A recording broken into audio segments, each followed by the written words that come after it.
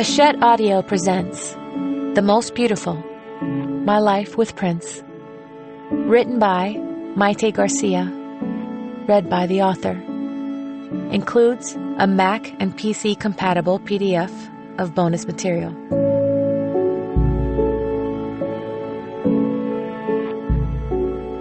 Dedication. For Gia, my angel. For what we are about to see next, we must enter quietly into the realm of genius. Young Frankenstein. Prologue. Chanhassen, Minnesota, April 2016. The chain-link fence around Paisley Park is woven with purple ribbons and roses. Love notes, tributes, and prayers for peace. Tall poplars and elms, still naked from winter, stand over rolling brown grass. It hasn't been very long since the snow melted off, but below the cold surface, the whole place is waiting to be reborn. The sky is overcast with low clouds, but I keep my sunglasses firmly in place, because my face is a train wreck from a week of weeping. There is a woman who sits all alone by the pier. Her husband was naughty and caused his wife so many tears. I always thought it was interesting that Prince saw the sad little figure sitting off to the side in Paisley Park. A song about colorful people and happy children. If I allow myself to get existential about it, I wonder if she is me. I hear the cool, sharp clang of sills, and a chill slips down my backbone. I imagine Prince sitting at the piano in those hyper-creative hours just before dawn. For a fleeting moment, there I am in his mind's eye. He studies me briefly and then jots the words on notepaper, recognizing on some level this moment of truth from another time. He died without knowing forgiveness, and now she is sad. So sad. Maybe she'll come to the park and forgive him, and life won't be so bad. There's a familiar Midwestern bite in the air. Springtime at Paisley Park smells like clean fog, wet fir trees, and distant city traffic. I take in a deep breath and wait to exhale. My 4-year-old daughter, Gia, tugs on my coat sleeve. "Mama, is it time to go?" she asks again. A few more minutes. I've done my best to explain to Gia why so many people have brought so many flowers. I've told her that the man they called Prince has died. "Prince is in heaven now?" she says. "Yes, he's in heaven." "With Boogie?" Gia asks, remembering what I told her when we lost our beloved golden retriever. "Yes, he's with Boogie in heaven." "Mama," she says, "can we get a ladder and climb up to get him?" That's Gia, as sweet and unexpected as a raspberry. Gia knows that I'm her real mommy. Someday I'll explain to her how her birth mother and I helped the universe get that right. I'll tell her about her brother, Amir, who is waiting for his daddy in heaven. I'll play her the songs my husband sang for our son. Tears go here, tears go here. I stroke her cheeks, which are pink and a little dry, because it's early spring in Minnesota. We've barely made it past Easter, and already 2016 has been a jarring year for celebrity obituaries, particularly in the music industry. Natalie Cole died on New Year's Day. David Bowie passed 10 days later, followed by Glenn Frey of the Eagles, Maurice White of Earth, Wind & Fire, and Prince's own protege, Vanity. Then Harper Lee, the author of To Kill a Mockingbird, passed away, and then Nancy Reagan and Patty Duke, and then China, which shocked me to the core because she's China and only 46 years old when she died. April 21st, 2016 had begun like any other Thursday.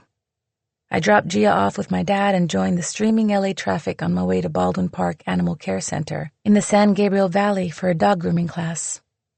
We were practicing on shelter dogs, which, according to our teacher, meant there was no pressure.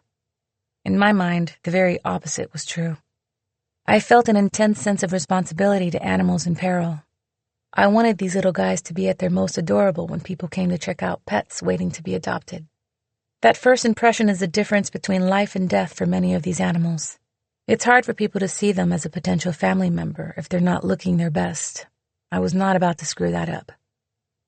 If I bring my cat, I asked the teacher, will you show me how to do it? He said, sure. But my cat, Willie, was in loud disagreement, churring and squalling as I sped down the freeway. He was being so vocal I almost missed the text from Manuela. We share a strange bond, Manuela and I. I'll get to that later.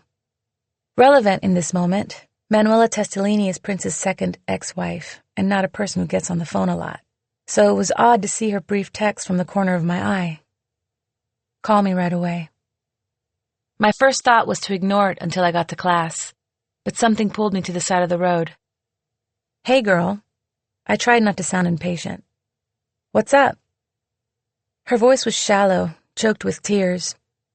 I wanted to call you before you heard on the news. Prince is dead. What? Yeah, I'm freaking out. I'm doing this Earth Day presentation at my daughter's school, and he's dead. They found him in an elevator at Paisley. There was a moment of muffled shock while the words sank in, and then it was as if I'd been sucked into a funnel cloud, everything spinning around me, the traffic roaring by, Willie yowling in the back seat, the sky falling in front of the windshield. I heard myself screaming, no, no, no, no, no, no. Not him. Not like that. Not alone. Not now. I don't remember what I said after that. I just remember both of us crying. I remember gripping the steering wheel, forcing myself to breathe, to open my eyes, to steer back into the traffic and find a way to turn around. I needed to go home. I needed to call Mama. In the hours that followed, I felt lost in a riptide of memory and emotion, which felt more real to me than the firestorm of rumors in the press. I paced the patio outside my house until my manager, Gladys, sent me a text that simply said, "Go inside." Attached was a grainy zoom lens photo of me that had just appeared online. My ex-husband was adamant about never being seen without perfect hair and makeup. This photo was the antithesis of that. I wanted to care, but I couldn't feel anything except dry irony. I drifted inside and sat with the blinds drawn for 2 days. Reporters remained camped outside, pointing cameras at the window, yelling my name every time someone stepped in or out of the door. The story of Prince's death was repeated over and over on the 24-hour news channels. At first, the headlines were blunt. Prince, dead at 57. Then sentimental. World mourns music legend. Then speculative. The drug that killed Prince. Was it fentanyl? Inevitably, they became sordid. Love Machine Prince was celibate for last 8 years. People who may or may not have known him crawled out of every crevice of the internet, eager to comment. My phone was blowing up. Mama's phone was blowing up. There was a barrage of requests from networks and news channels and radio stations wanting to book Prince's first wife. Mama kept telling them, she's not doing any press. They kept telling her, at the very least, she should make some sort of comment. I had no comment. Truly. Nothing I could say about this man could be squeezed into a 3-minute morning show segment. There was a story to be told, but I wanted to tell it in my own way, in my own time, not in sound bites that would be edited to accommodate their dead rock star narrative. And at the time, I felt too raw, too exposed. Before I could think about anything else, I needed to be at Paisley. I heard there was to be a memorial service but couldn't get any solid information. I wasn't even sure that I was invited. It's weird, Manuela told me. Everything's locked down. Prince's co-workers were like family, to him and to me. So I called Wendy and Lisa, his Purple Rain bandmates, and Sheila E., his longtime friend and collaborator and former fiancé. Come, Wendy and Lisa both said. We've got you. You're my sis, said Sheila. We are all family. So here I am, along with family and fans and other people who knew and loved and worked with this extraordinary artist. The house we lived in, the house where we made a life together and created 2 babies, is gone. Years ago, in the darkest possible state of mind, he had it bulldozed to the ground and the contents burned. The elaborate playground he built for our children was torn down to make way for a restaurant, so he wouldn't have to go out for food. But as I understand it, no one got the proper permits, so the restaurant didn't happen. Looking out across the land, the wealth of timber, the prime real estate, I suspect that very soon the forest around the office complex will disappear as well. "Mommy, is it time to go?" Gia says. "Almost. I want to take your picture." "Mommy, no." She groans, utterly out of patience. "Don't take my picture." I laugh at that, because she's standing in front of the glass doors where my father stole a picture of me more than 20 years ago. He raised his Instamatic camera just as I walked out, and I scolded him. "Dad, no! He doesn't like people taking pictures here." "Trust me," said my father. "You'll be glad I did." The sweet sting of that memory brings tears to my eyes. He was right, of course. That photograph is precious to me now. "Trust me," I tell Gia. "You'll want to remember all this." I do. I want to remember it all. 25 years, more than half my life, of storing highs and crushing lows, creation and loss, elation and sorrow, the sound and fury that happened on stage in front of millions of people, and the silent journey only our two souls will ever know. When I was a kid, I kinda liked his music, but my sister was a real fangirl. When I was 16, I saw him perform live in concert, and my world was never the same. What's most incredible to me is that he said the same thing about his world after he saw me dance. We fell into an immediate and entirely innocent infatuation that set us on a path neither of us could have imagined. First and foremost, we were friends. 2 years later, he became my boss. Eventually, we crossed a line and I was his girl. From that moment forward, he molded my persona and shaped my life experiences. Between 1990, when Prince and I first met, and 1996, when we got married, I participated in 129 performances on 5 world tours, plus a couple hundred aftershows and one-off concert gigs, dozens of music videos, album tracks, credited and uncredited, many national television appearances, countless photo sessions, radio interviews, and press junkets. It's a little mind-blowing to take stock of it all now, as I try to make sense of what we were to each other. Not one day since I met him, not one night out of the past 6,000 has passed without some thought of him. He said many times, publicly and privately, that his love for me changed him as a man and influenced much of the music he made during the years we were together. I never pretended I was the only woman he ever loved. But, for better or worse, the experience we shared as husband and wife and as parents took us both to a place neither of us was ever able to share with anyone else. Prince passed away so suddenly. I wasn't ready. It's been years since I last saw him, but I have always cherished what we had and honored his privacy. After his death, so many things surfaced, mysteries and questions that linger unresolved, like a frustrating unfinished octave, for me and so many others who loved him. I'm hungry to hear stories about his life that fill in some way the gaps. I honor the power of mystery, and yes, there are things I've chosen to keep private. But mystery can be a lonely place. I want to peel back the layers and let you know the man I loved. The good, the bad, the sad, and the beautiful. I will never fully close this chapter of my life. I struggled with the idea of writing this book because, even after all this time, part of me still needs his approval. I hope that in reflecting on all that happened, I'll be able to shed some light and provide some insight as we each decide for ourselves how to remember him.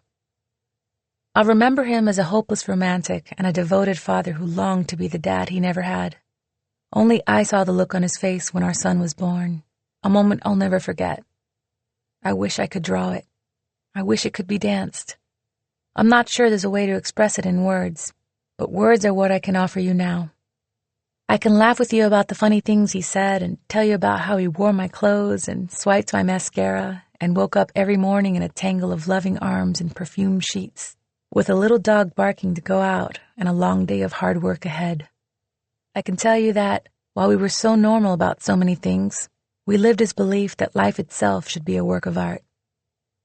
Everyone who knew this extraordinary man, friends, family, and fans, have their own stories to tell, and I hope they tell them, though some will be painful for me to hear.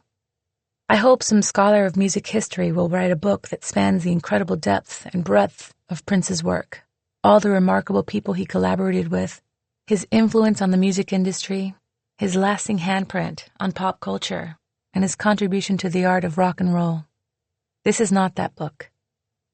This is my story, a private love story that belongs to me alone, and I need to share it my own way, just as he shared it in his. He was a private man, but through his music, he's already said more than people realize. Beneath the rhythms and between the lines, you hear the love and fate and heartbreak. It's not as easy to hear the echoes of strength and closure and hope, but they are there. The story I'm about to tell you now is a story I'll tell Gia someday. The story of my life with Prince and my life without him. The career I forged before we met, my struggle after we separated, and how I had to make sense of it all in order to move forward. When I was younger, I thought it was a story of how I found my soulmate, the true husband of my heart. When my heart was broken, I tried to make it the story of how I found myself. But seeing my daughter outside the doors at Paisley Park, I finally understand. It's a story of how we all found each other. At the beginning of the music video for The Most Beautiful Girl in the World, a woman's voice cuts through the static. "You have just accessed the beautiful experience," she says. "This experience will cover courtship, sex, commitment, fetishes, loneliness, vindication, love, and hate." That's an apt description of the story I'm finally ready to tell. Please enjoy your experience. Chapter 1. Poised a breath apart on the middle finger and thumb, the sills hold infinite possibilities, an unlimited range of nuanced sounds and varied patterns. Only one thing is certain: they will come together, move apart, and come together again.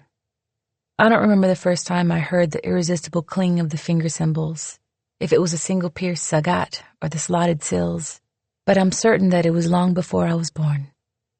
If it's true that our souls travel in an endless spiral of incarnations, and I believe it is, then it makes sense to me that certain threads continue with us from life to life, from birth to birth. The sills ring with that inexplicably deep familiarity for me. Some part of me remembers the sound, and it moves me. I move without questioning it. If you ever get the chance to travel back to ancient dance, I feel that same certainty about my husband, my soul's mate. I believe, and so did he, that he was my lover in one lifetime, my brother in another. Maybe we were sisters, mother and child, or even mortal enemies. At the moment of each birth, we were poised, a breath apart, destined to come together in some capacity and fated to part, knowing we would inevitably come together again. We might not immediately know each other's names each time we met, or recognize the face, but we each knew that names and faces were the least relevant aspects of the other. I recognized my beloved, though not right away, and he treasured me, though he didn't know how to keep me. Prince Rogers Nelson was born June 7, 1958 in Minneapolis, Minnesota. His mother, Maddie, was a jazz singer. His father, John, was a musician who went by the stage name Prince Rogers. Prince spoke very little about his early childhood. He did tell me he remembered being locked in a closet sometimes. John and Maddie split up when Prince was 10, and he was like a kite without a string, sometimes living with his mom and stepfather, sometimes with his dad, sometimes crashing with friends. Prince was a skinny little kid who topped out at 5'2", but he was still an excellent basketball player at Bryant Junior High, where he became friends with Andre Simon Anderson, who later went by Andre Simone when he toured with Prince. Two things Prince would take with him from an adolescence that was as difficult as you might imagine adolescence could be for a short, skinny black dude were his love of basketball and his friendship with Andre. On November 12, 1973, while they were somewhere shooting hoops, I was born on a military base in Enterprise, Alabama, where my dad was in Army flight school. My mother, Nellie, and my father, also named John, are both Puerto Rican born and raised. She was, and is, a stunner, a voluptuous, headstrong beauty. Her strict Catholic parents tried to keep a lid on her, but my mother was, and is, for better or worse, a bold free spirit who never did well in the role of caged nightingale. Really, it was the laws of physics. Her strict upbringing made her want to rebel and get off the island.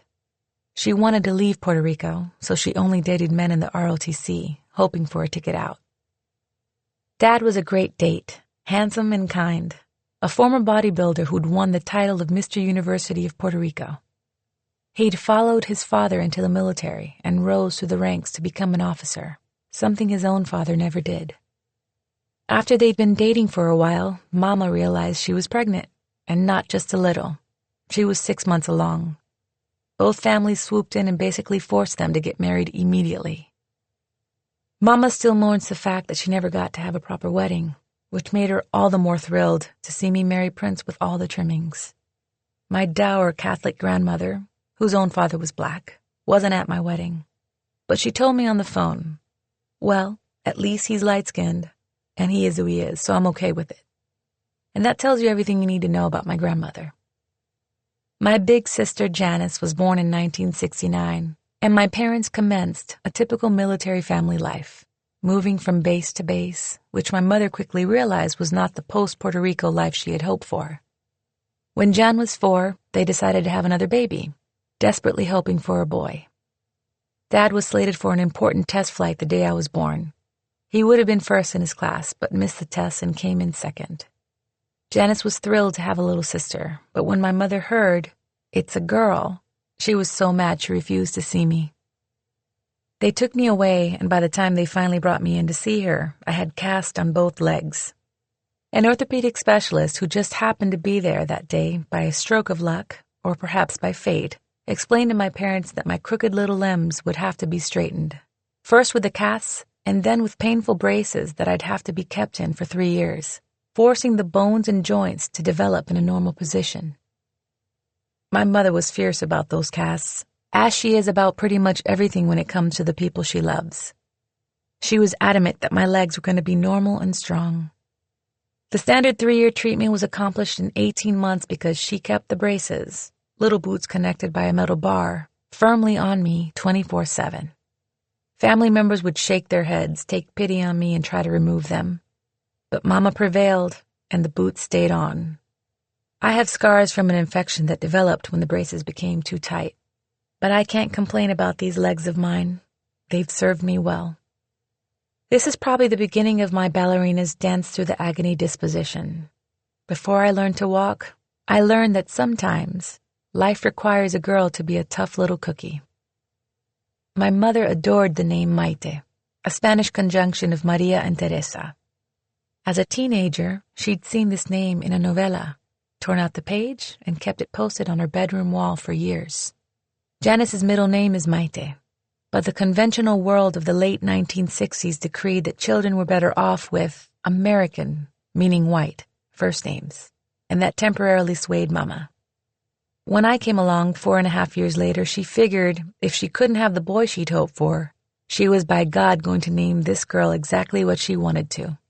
Mayte Janelle, my middle name being a combination of John and Nellie. When Prince and I were first hanging out, not yet lovers, just friends and collaborators, he got it in his head that I should change my name to Arabia. "Man, it'd be cool if your name was Arabia," he kept saying. Prince had a way of getting people to go along with ideas like that. They'd get swept up in his genius, not just for music, but also for creating characters. He'd see some unique aspect of a person, and he'd highlight that. He never bullied anyone into anything, just nicely suggested that it would be really cool if a person changed her name to, I don't know, Apollonia maybe? Or Vanity? How cool would that be? The 4th or 5th time he said to me, "Wouldn't it be cool if you changed your name to Arabia?" I flatly said no, that would not be cool. My mom would kill me. In my mind at the time, the wrath of Mama loomed larger than the favor of 1,000 rock stars.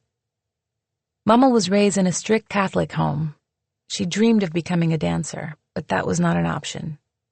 She tried to enroll my sister in dance lessons, but Jan was a rough and tumble tomboy who would have nothing to do with our mother's ambition to either be a ballerina or raise one. Jan was the sporty one, playing volleyball and soccer. I was the girly girl, living in tutus and turnaround dresses. Gia is turning out to be comfortably in the middle, completely herself in a cute little dress with sneakers. By the time I was 3, to Mama's delight, I begged to dance.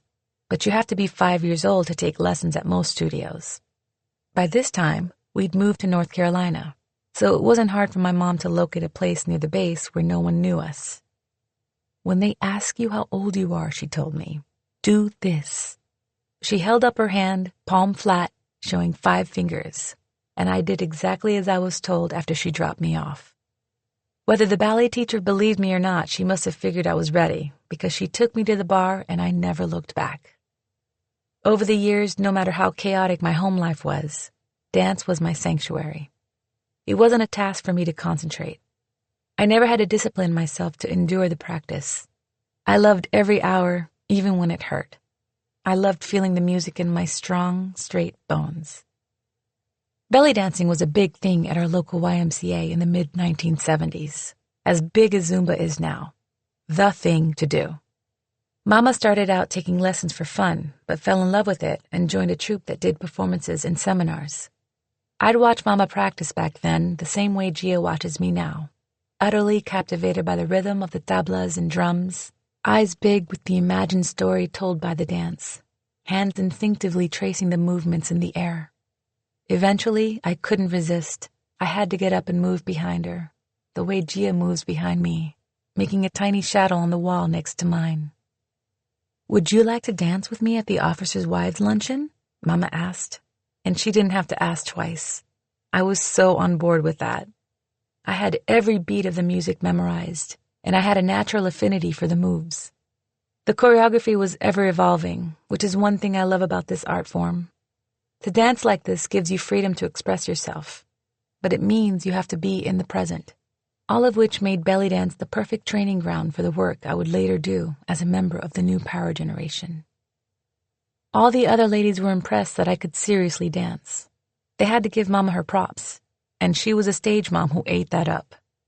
Mama made me a little costume that matched hers, a floaty dream of colorful chiffon spangled with a galaxy of sequins and dripping with paillettes. But for me, the greatest thing about it was that I got to wear lip gloss.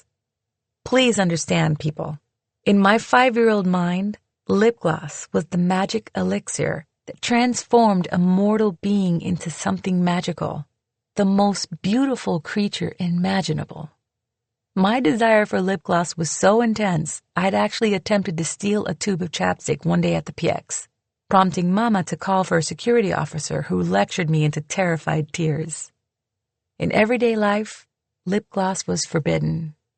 Dad had banned it on the premise that it might make me kiss boys. So this was my opportunity. For lip gloss, I would do anything. Almost anything. Anything but this, as it turned out. Standing backstage, I peeked out at the audience and was overwhelmed by a stomach punch of stage fright that caught poor Mama completely off guard. "Mayte, that's our music," she hissed in a whisper. "We're on." I just shook my head, unable to even form the words, I can't. I stood frozen behind the curtains while she put on a fake smile and went out to wow the officers' wives on her own. Some kind lady took my hand, led me to a table, and fed me mini donuts and milk while Mama did our mother-daughter dance all by herself, glancing my way every once in a while to shoot me the look. When a Puerto Rican mama shoots you the look, you feel it like a javelin. There was no question in my mind that when she got off that stage, I'd never enjoy another moment of peace, love, or lip gloss for the rest of my life. I sat there stuffing those mini donuts into my mouth like they were my last meal. And they were, for a while. My mom didn't talk to me or feed me for a week. Dad had to take over. And though he fed and cared for me with patience and sympathy, I was crushed. Not because she was punishing me, but because I knew I'd humiliated her. I swore to Mama and to myself that if she ever gave me another chance, I would go through with it. And when given another chance, I did. And I'm glad. The moment I started dancing, the tidal wave of stage fright went out and a tidal wave of euphoria came in, sweeping me through the performance, filling me with an energy I had no name for. I was quickly addicted to the powerful bliss I felt on stage. Mama and I started getting invitations to dance at restaurants and parties. We started getting a little bit famous around town. When I was 7, a syndicated news show called PM Magazine came and did a story about us, which was amazing. But I was starting to get a sense of myself as a dancer, as an artist, and it had nothing to do with being paid or noticed. After we'd been performing together for a while, I told Mama, I want to dance by myself. I don't want people to think I'm just copying you. The truth is, I wanted people to notice her when she was dancing, and when I was there, a lot of the attention was directed my way. I wanted Mama to have her hard-earned moment in the spotlight. Dance was my refuge, as life at both school and home became more complicated. Back then, you didn't see a lot of little Latina girls in a North Carolina elementary school. Kids used to ask me, are you white or are you black? Neither, I'd say. I'm Puerto Rican. They'd wrinkle their noses and ask, what's that? I tried to tell them about my grandmother's on a beautiful island that is, yes, part of the United States, but no, not a state exactly. And no, it's not the same as Mexico. The white kids didn't accept me because I wasn't white enough, and the black kids didn't accept me because I had good hair. After school, I was always running away from somebody, making a beeline for the bus, doing my best to avoid getting beat up. Daddy loved taking the family to a nice restaurant for dinner every once in a while, and when he stepped up to the hostess podium, he always used the name Rockefeller. Jan and I would giggle and roll our eyes and remind him, Daddy, we're the Garcias. Yes, he'd say, but if they see the Rockefeller on the list, they'll know it's somebody important. And he had a very Rockefeller stride as he followed the hostess to our table. Head up, shoulders back. Friendly smile for everyone, whether they smiled at him or not. I liked his Mr. Rockefeller persona. It didn't even occur to me until I was an adult that this was his positive spin on the fact that seeing the name Garcia on the list might have prompted a different level of service. Daddy was an avid videographer who loved the newfangled cameras that were suddenly available to amateurs and everyday folks around 1980.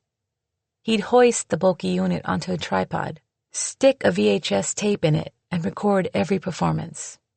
He also learned to play the tambourine and Egyptian tabla, sometimes called a doumbek because of its hourglass shape, so he was part of the act as well. From my perspective, we were having a wonderful time together, but I now know that my father and mother had been cheating on each other for some time. Dad went to Korea for a while, and when he came back, Mom had some serious questions about a woman with him in some of the photos he brought home. He was an unapologetic flirt, and it made me uncomfortable. I used to go with him to the local pawn shops and Radio Shack to check out the latest gadgets and geek out over the amazing advances being made in video cameras and recording equipment. I remember standing there while he chatted up some nice-looking lady. Sometimes those conversations went on longer than they needed to. I'd grab his wrist and pointedly say, Daddy, come on, Mama's waiting for us. At some point, she began seeing someone else too. My parents' relationship grew more and more strained. Their bickering escalated to an uglier form of arguing and name-calling, and their marriage started to fall apart. About that same time, a guy who was supposedly a family friend started hanging around our house, acting like the nicest guy in the world.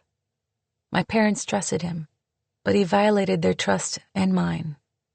I was 7 years old, so at first, I didn't understand what was happening when he pulled me onto his lap. I didn't know what he was doing or why he was doing it. I only knew it felt horrifying and bad. It made me sick inside, though I didn't know how to explain it. I felt deep confusion. I tried to tell someone what had happened, but as is all too often the case, I didn't have the vocabulary to call it what it was, and people didn't want to believe it. I did everything I could to avoid him, but he found ways to corner me. Many times he suggested that I ride in his car to get something from his office. You should take Jan instead, I always said, thinking that she was bigger than me, a big girl of 11 and a tough tomboy, so he wouldn't be able to hurt her. Years would go by before we could speak of it, but he did hurt her too. When we were both in our 20s, sitting in my apartment in Eden Prairie, Minnesota, Jan finally confided in me that he had molested her. The grief and guilt I felt about that were quickly overtaken by a surge of raw rage on her behalf, and on behalf of 7-year-old me, realizing how this man had taken my power and made me feel shame for the first time. I decided to look him up and confront him. I rehearsed it in my head. Is this the man who violated a little 7-year-old girl, whom I believed was a friend of the family? whom my family trusted in their home, who did things to a 7-year-old child that only adults do to each other? Are you that disgusting human being? I dialed the phone, my hand shaking, but before he could answer, I threw the phone down. The thought of hearing his voice nauseated me. All I could do then was pack these memories away in a dark corner of my mind, and I was okay with that for a long time. But one day not too long ago, while Gia was sleeping, it suddenly struck me how precious she is. So vulnerable, so innocent, so deserving of a safe, unruined childhood. And the thought of someone robbing her of her innocence and power and peace of mind triggered another unexpected surge of rage. I sat down and Googled the man, thinking, I'll sue him. I'll post his name online and call him out for molesting my sister and me. Now I would be the one with the power and he'd be the one with the shame. I could get revenge if I wanted to. But as I sat there with my hands on the keyboard, thinking about what that act of revenge would mean for me and Gia, how it would affect the quiet, joyful life I was making for her, the need for it faded. I believe in karma. God will take care of this guy when his time in this world is over, and he's old now. His time is running out. Hopefully his kids know what he is, but I know I'm not responsible for anything he did in his life, including what he did to my sister. The burden of thinking it was my fault is one more thing he had no right to inflict on me. Seeing Gia now, I realize how very small and helpless Jan and I were amid the chaos of our parents' failing marriage, even though we thought then we were so tough. When Mama moved out of the house, leaving us with Dad, it was a relief in some ways. The man who'd molested Jan and me stopped coming around. The constant battles cooled to an uneasy truce, and even though she was living in her own apartment, Mama was in our kitchen waiting for Jan and me every morning when we got up, and she was there every evening to make supper and tuck us in for the night. I never felt abandoned by her. Quite the opposite. She was on top of things, my most loyal ally, and still is today. In 1980, while Prince was touring with Rick James, processing his own dysfunctional childhood into a project that would become Purple Rain, and building on the momentum from his first platinum album, Mom and I were keeping up a busy schedule of dance performances and seminars. Throughout that terrible year, I danced, and when I danced, I was untouchable. Dance was my secret power, my doorway to another dimension where there was only beauty, only music, only love. The world of belly dancing had a hierarchy of stars, and among them, Ibrahim Bobby Farah reigned supreme. He was tall and moved with a strong yet delicate danger that I liked. Sometimes he'd start spinning, twirling faster and faster, mad blur, and then slowly, always teasing the audience with his brown eyes. The women loved him because he was passionate, loud, and funny. Then there was Amir, a classically trained master who'd been a principal dancer in the Russian ballet and innovated a sort of tango belly ballet fusion, which he performed in a bolero and tight pants that showed off his insane shimmy. Amir was everything. Everything. The name itself means prince. He had a jet black mustache and eyebrows and wore a tasteful dash of black eyeliner around his soulful eyes. He had the training and strength to do things women belly dancers couldn't safely attempt, and he was the only male dancer who could keep his masculinity and not come off as cheesy. It kept me genuinely entertained. He was way ahead of his time with his amazing sense of humor and the off-the-chain stomach movements and muscle isolations no woman I knew could do. He'd shimmy his impressive isolated shimmy, then pulsate his stomach muscles to the beat of the drums, and then he'd do this exaggerated stagger and gasp, as if he were out of breath, and we'd go from awe to laughter. Every movement was done with surgical precision. Each eyelash told a love story. Mama was not about to miss an opportunity for us to take classes from these two legends, so our whole family drove to Atlanta and got a hotel room for the weekend. I arrived with a terrible cold, but I wasn't about to let that slow me down. All day Saturday, we took classes. I gave it my all and fell asleep exhausted and happy. On Sunday, it was our turn to perform in the student showcases, and the whole place was buzzing because I was going to be dancing with a sword on my head. Some of the older, more established dancers objected furiously to that. I totally get it now. Who wants to have their thunder stolen by an 8-year-old? I would have probably let the adults win and skipped the sword, but with someone like Mama behind me, Oh, you better believe I danced with that sword. You're dancing with your sword, she told me. I didn't hear what she told them, but they were suddenly being much nicer to me. The sword I danced with was a gift from a vendor at a previous seminar. I'd been working with it for a while, dancing for hours to the music of George Abdou and his Flames of Araby orchestra. Most ladies dancing with a sword used a wadded rag or scarf to keep it from slipping off their heads when they did a backbend or turn. I didn't want to do that, so Dad scored the edge of the blade just enough to give it some traction against my hair. The finale involved spinning the sword forward and gracefully swooping it off. I practiced till I had a bald spot on the crown of my head. It's second nature to me now, but spinning with a sword on your head is a very different skill from the standard pirouette. When a ballerina spins, she spots by focusing on some fixed point, a crack in the mirror or the middle seat in the first row of a theater, something immobile that keeps her grounded as she turns. At the last moment, she whips her head around so she's taking her eyes off that spot only for a split second. But you can't do it with the sword balanced on the crown of your head. I learned to ground my balance within myself, my eyes fixed on the tip of the sword as the rest of the world turned around me. When it was my turn to do my thing, the buzz amplified. Amir and George Abdou showed up to see me dance. The celebrities never came to see the student performances. As I waited to go on, I felt the shiver of nervousness I always feel right before I go on stage. To this day, I want to die just before I go on. I have to turn around and around like Wonder Woman, and somehow this turns me into a fearless, ferocious dancer. Then there's no stopping me. So I turned, I transformed, and I danced.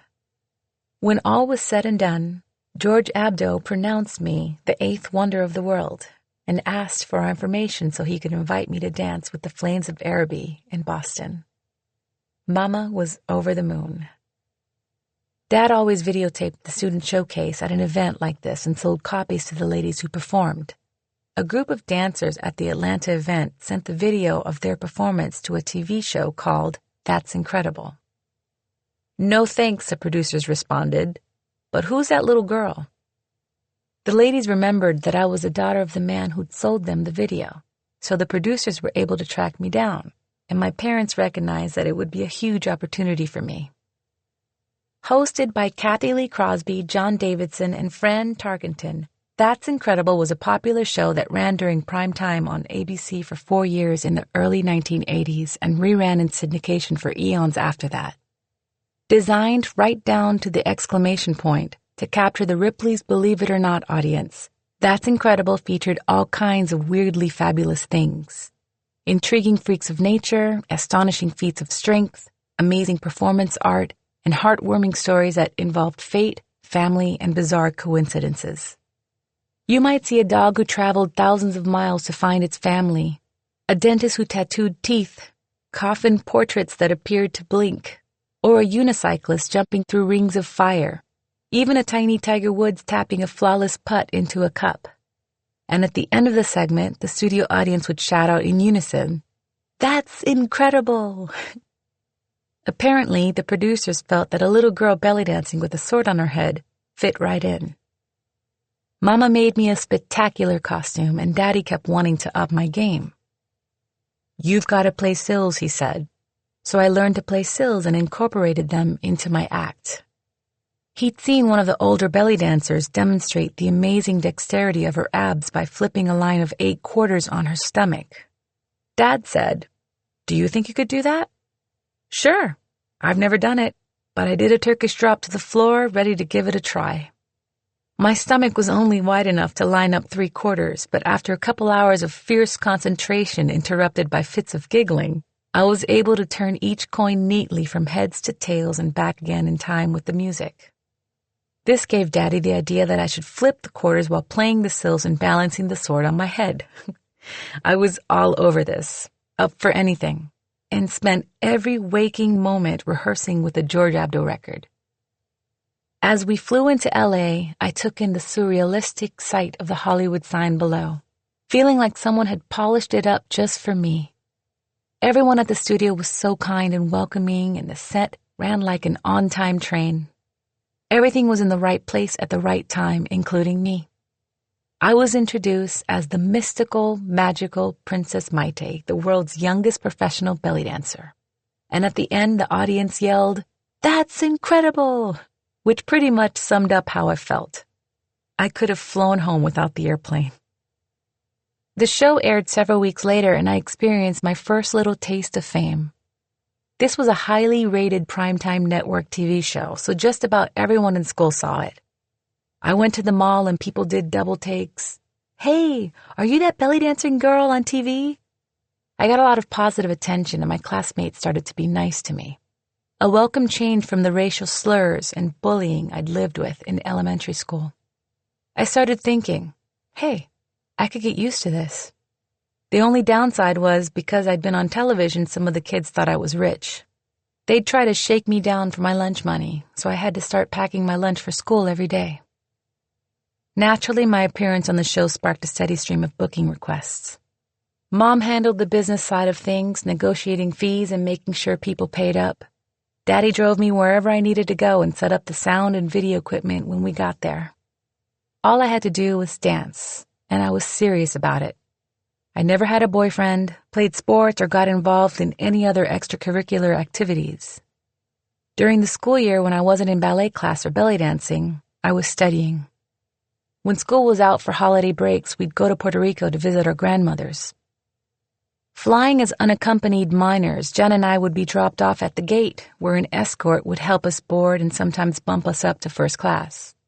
Even though Jen was older, she was the one who tended to get nervous. What if the escort doesn't show up? What if we get lost?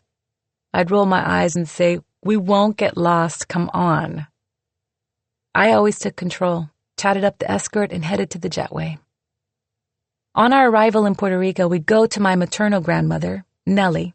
Maternal in the sense that she's my mother's mother, not the sense that she's at all maternal by nature. Grandma Nellie had a severe view of a woman's place in the world and a sharp tongue to make sure there were no questions about it. I was grateful for the beautiful dresses she helped make for me, but I cringed listening to her tear Mama down with verbal abuse about her weight, her hair, her makeup, her dancing, her life choices, and her daughters. The good hair that got us beat up at school was never good enough for Grandma Nellie, who subjected her own head to an endless stream of chemical straighteners and dark brown dye. She yelled at Mama for letting me dance, but then she'd turn around to brag to her friends that I'd been on TV. We counted the hours waiting for Daddy's mother, Grandma Mercedes, to pick us up and take us to her house. Our grandmother Mercedes was warm and affectionate. She was a wonderful cook who could make magic from an empty refrigerator. We were poor when I was growing up, Daddy told us. That's why having meat is such a big deal. Back then we had rice and beans, or beans with rice. Everyone was welcome at Mercedes's house, and whoever came to the table was fed. But Daddy and his brother noticed that sometimes their mother would sit with her coffee and cigarette, engaging in the laughter and conversation, but not eating. They figured at the time that she wasn't hungry, but realized later in their lives that there was not much food, and Mercedes chose to go hungry herself rather than turn someone away. Mercedes didn't have a living room like you'd expect to see in the States. She had a big open area with a tile floor and big gates. At night, the car was parked there and the gates were closed. First thing in the morning, she'd open it up, back the car out, and mop the floor where the car had dripped oil. "Stay off this tile until it's dry," she'd warn, because this was my dance floor. While the sun baked the tiles dry, I'd stretch, warm up, and tape my feet to protect them from friction burn. When my grandmother finally gave me the go-ahead, I'd dance and dance. Hours would go by. I was happy, lost in my head and in the music. Grandma Mercedes loved listening to Puerto Rican radio stations with news and classic boleros, so there was always a lot of that. Jan was into Depeche Mode, Eurythmics, and other artists. I myself was swooning over Puerto Rican teen singing sensation Luis Miguel, who was to Latina girls in the early 1980s everything that Justin Bieber would be to girls in the States 30 years later. With a father who was almost as big a stage mother as Mama, Luis Miguel scored his first hit record, Un Sol, launched his first world tour, and stole my heart, all by the time he was 13 years old. I love Menudo, that dreamy boy band from Puerto Rico, but even they could not compare to Luis Miguel. Jan and I would be in Puerto Rico for a few weeks on our own. Then our parents would arrive for a week of family visits, and then we'd have to head home. While leaving Grandma Nellie's house was a relief, it was always sad leaving the cool tile floor and rich, spicy aromas of Grandma Mercedes's place. We dreaded the day of departure, partly because Daddy was in the military and we were able to fly on the cheap if we were willing to wait around for an available seat on a cargo plane. We'd pack our bags the night before and head to the airport before dawn. Sometimes the whole day would drag by without an opportunity to board. Jan and I chased each other around and played rock, paper, scissors. We chatted enthusiastically about menudo. We hotly debated who was cuter, John Schneider or John Stamos, and argued hard about which one of us liked which one of them better. Having exhausted that topic, we'd make up stupid songs and sing them over and over until the grown-ups got impatient and told us to shut up. Then we'd sit and read or play hangman. If the last flight took off without us, we'd schlep our bags back home and return the next day to try again. But if the stars aligned and there were open seats, we'd strap ourselves into them for the 3-hour flight, next to racks of auto parts, boxes of office supplies, cases of powdered eggs, giant mysterious crates of military stuff, anything up to and including a war tank. Once we got home, Grandma Nellie redeemed herself. Jan and I were crazy about this strange and wonderful new thing called MTV, and we begged Daddy to get cable so we could watch it, but he didn't see the necessity for that. So Grandma Nellie would roll VHS tapes recording hours of MTV and send them to us. It exposed us to the new stars reshaping the music of the decade. Cyndi Lauper, David Bowie, Prince. We loved Robert Palmer's Addicted to Love and Irene Cara's Fame and Madonna's Lucky Star. They were creating something that combined music and spectacle the way live performances do, pulling music, dance, fashion, storytelling, cinematography, videography, and theater into a fabulous mashup of art forms. In 1983, just before I turned 10, Jan and I saw Flashdance at the movie theater in North Carolina, and it rocked my little world from start to finish. The feverish maniac sequence captured the crazy energy that took over my body when I was dancing, and though I certainly didn't let Jan see it, I had tears streaming down my face during those final soaring moments when Alex Owens dances her heart out to What a Feeling. I didn't know at the time, of course, that Jennifer Beals had to have 3 body doubles, one of them a 16-year-old dude, in order to get through that number, and I'm glad I didn't know. Thinking it was all her made me believe I could do it too. I adored Flashdance. I used some of my belly dancing money to buy the Flashdance soundtrack and couldn't get enough of it. Dancing like a maniac on the floor, I wore grooves in the grooves playing the album over and over. Flashdance offered a PG-rated romance that a 10-year-old could embrace, while vividly demonstrating the hours of blood, sweat, and tears that go into a professional dance career. And can we just talk about the iconic Alex Owens style? All the girls were slashing their sweatshirts and incorporating leg warmers into their school wardrobes. But, more than anything else, I loved Jennifer Beals' unapologetically curly hair and her "Are you white or are you black" skin, the same color as mine. I dreamed of living in my own warehouse apartment with a ballet bar, sassy attitude, and a pit bull named Grunt. A year later, my little world got rocked again. Jan took Mama and me to see Purple Rain.